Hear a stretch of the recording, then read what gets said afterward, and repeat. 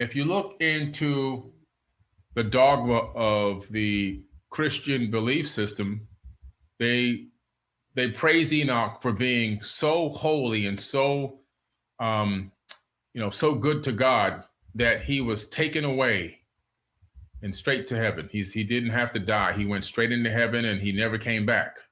That's what they preach to you, right?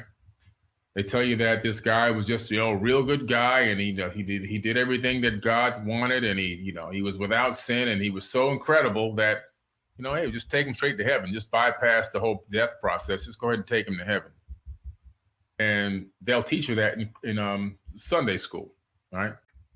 Which had a profound and often detrimental impact on human societies. So what are we talking about? We're talking about the fact that these beings, not only did they come down for the good loving of the woman, the human woman, but they also then violated another law and began to engage mankind and give us the forbidden knowledge. And why was it forbidden? It was forbidden because this information that they were giving to humans was going to expedite our advancement technologically. And when you advance your technological prowess, all of a sudden, there's room for extreme detriment to that civilization. Why? The reason why it's room for extreme detriment is literally because when you take a civilization that isn't maturing enough spiritually and give them advanced technology, turn them into a technocratic civilization, they can potentially destroy themselves. And that's where we are right now. We're in a situation where we're on a precipice. We're on a line that we can go this way or that way. We're teeter-tottering. We are in a position right now to destroy ourselves.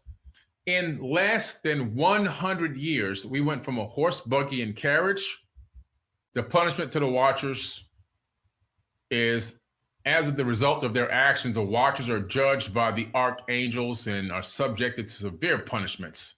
They are bound and cast into the abyss, a form of imprisonment and torment as a penalty for their disobedience and negative impact on humanity. So the humans got to die in the flood, but these people, they don't die. They just get kind of bound into some kind of a chamber where they can't get out.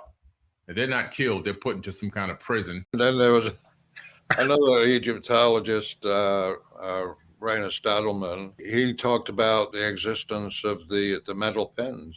Mm-hmm. And he said that, they were magical instruments that the soul used to raise the door so he could pass through it. Yeah. Well, they're united in the idea that the king was exiting the pyramid through those shafts. He could have.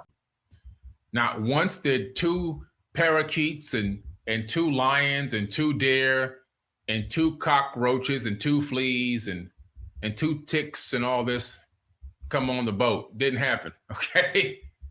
I'm just telling you right now, it did not happen. He was literally told to get his local flora and fauna and his local livestock and take on this disc that was cut up into sections like a pie on the inside, but it was a sealed disc, like a saucer. Okay. That's what he was in. And we know this for an absolute fact now. There's no way to get around it. There's absolutely no way to get around it. And, they show in the movies, they got, that one movie, that Noah movie, they got, every kind of animal and you got 2 flies and, I mean, come on, guys. 2 piranha. I mean, get out of here. It didn't happen. Okay. It just didn't happen. Can you imagine being an advanced alien race flying by this planet and you use your scanners and oh man, they've learned how to split the atom. Oh, they've got an arsenal down there. Wow, they're really ready to protect themselves. Oh, wait, let me hack these and check the trajectory of these intercontinental ballistic missiles that they've created. Oh my goodness, they're set to blow up their own selves while they're on the same planet. Don't stop here. This is a ghetto. It's a ghetto. Come on, man.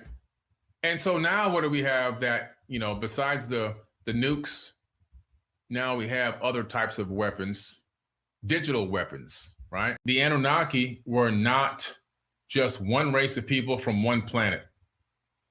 They were people from multiple planets in different star systems. And guess what? We look like them. I never said they were little tiny green men with antennas on their head. We look like them, according to all the ancient accounts, not according to me, because I didn't live back then. You see, I'm only going by the information left behind. Now, Book of Enoch.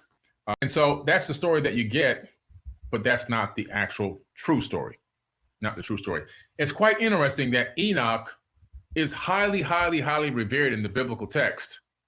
However, his own book, look at all this information in here, was left out of the Bible. Now, why do you think that is? Why do you think Enoch's text was left out of the canonized Bible? Well, I'll tell you why. Because it's talking about these people behind me. That's why.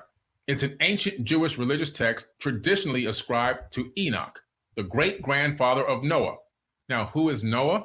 We know now, because I've been reading the Epic of Gilgamesh, that Noah is actually Ziusudra, okay?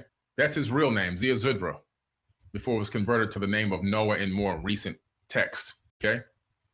Ziusudra is the most commonly known name, but Enoch is the great-grandfather of the person that was actually given the instructions on how to build a ship to be saved from the flood. Now, this ship that he actually built, we discover in the Sumerian tablets, is not a gigantic boat like what they have been preaching to you in Sunday school. He was given the instructions, and how do I know this? Well, the tablet is actually in the British Museum. He was given the instructions on how to build a gigantic round disc submersible, or maybe it flew. I don't know. We don't, nobody knows. And it was cut up into sections like a pie on the inside. And he was told to put his local flora and fauna and his local livestock in that disc. Okay? He never built a gigantic ship. Not once did he build a ship. That is false information. So he hyped up our sex drive, and he also taught us how to kill each other. All right? Crazy, huh? How come they didn't teach you that in Bible study yet?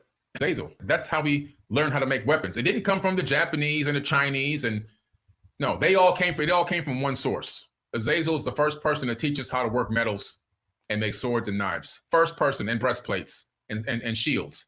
First person. Then what happened? Semjaza. He instructs on the enchantments of root cuttings, essentially teaching sorcery and herbalism. So he taught sorcery and herbalism. He taught people how to have how to use the herbs for either curing or for either trying to utilize those herbs in correlation with sorcery to create a particular outcome. A lot of that stuff is still being used today. And we don't want to admit that's what we're doing, but that's exactly what we're doing. We're trying to create sorcery, burning incense, right? Smudging and all of that.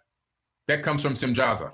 Amaros teaches resolving of enchantments. And so that's the story that you get, but that's not the actual true story. It's quite interesting that Enoch is highly, highly, highly revered in the biblical text.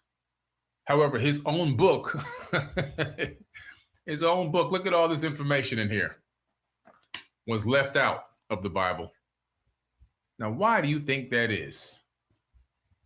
Why do you think Enoch's text was left out of the canonized Bible? That's why. It's an ancient Jewish religious text traditionally ascribed to Enoch, the great-grandfather of Noah. Now, who is Noah?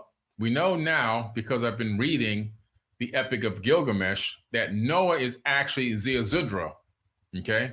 That's his real name, Ziusudra, before it was converted to the name of Noah in more recent texts.